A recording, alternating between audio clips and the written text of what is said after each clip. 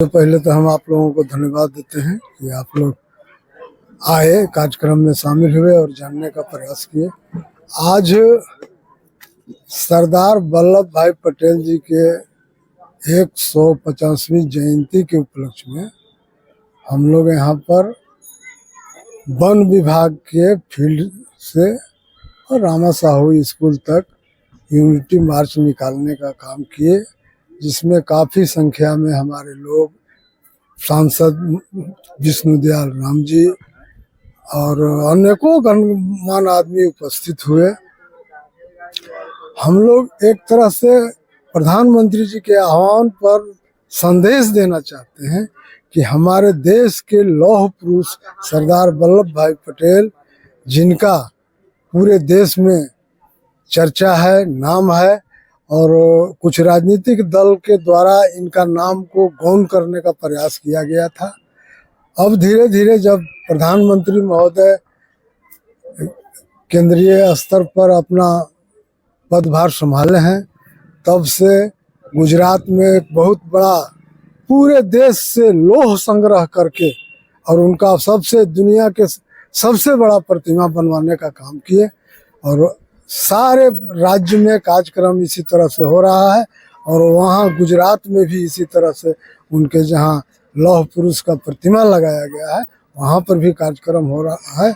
हम लोग एक संदेश देना चाहते हैं कि ऐसे व्यक्ति का नाम जो गौण किया गया था, उसको फिर से एक बार बच्चों में, शिक्षकों में, शिक्षिकाओं में, पुरुष में, महिला में जो नहीं जान रहे हैं, उनको इस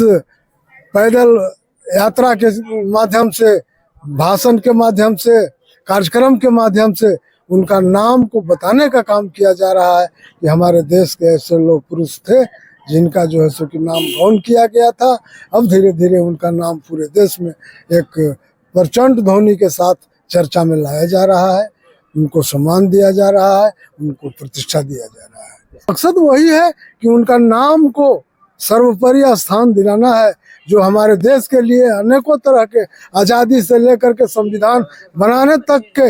यहाँ तक कि प्रधानमंत्री बनने के लिए भी, प्रथम प्रधानमंत्री बनने के लिए उन्हीं का नाम उजागर हुआ था। लेकिन कुछ दबंग लोगों के चलते कहिए या राजनीतिक चाल कहिए, उनका नाम को गौण कर दिया गया, जबकि 14 मत प्राप्त हुआ था उनको।